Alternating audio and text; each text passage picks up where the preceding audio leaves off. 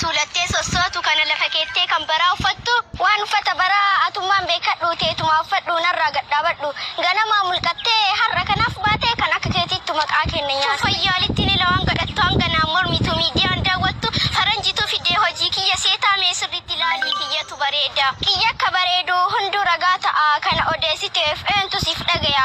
Kabajaa beektaa waan feete dubbadhu kana gammudhadhu hoofaa uffadhu. Obboleetti tiyyaa baay'ee nan aarsinii afaasi dhukkubee mee of hin taarsini osoo suuqaan jiru surreewwan qaariyaa ani kana hin uffadhu uffata baadiyaa.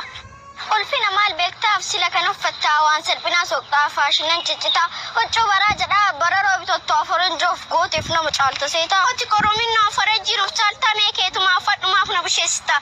Gosoota faashinaa hedduu si barsiisa osoo atuu gartee lubbuu si balleessa. Ati waan odeeffannee aadaa ta'e kaleessa wanti safuu cabsaa maaltu jira keessa silaa qalbii malee ijji waan agartu faaya kana laalteen irratti naawwitu an kanan dhagayu baay'een xaariin guyyaa guyyaan dhufaa huccuu buburruulee taayiwaanii deemnaan as goriif na yaama isa dhiisee gallaan natti adaama.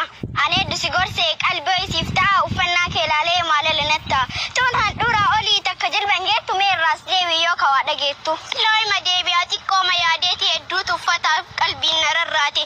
Ayyoo si mormuu kan kee jibbeseeta yoo faashinan uffatee entu nu laallata. Afaan nan baasinii mucatti magaallee ani hedduu si gorsee namnuu namaa lalee mee obsa horadhu yoo san taataa collee qalbii siraa tessee entu eruma oole. Anaareef naaf galtee ati galatoomii dhiifama naaf godhii si baay'isee koomii of taachuu dhabee qalbitu namooyee gaabbiin boodaantiin birriitii yaa booyee.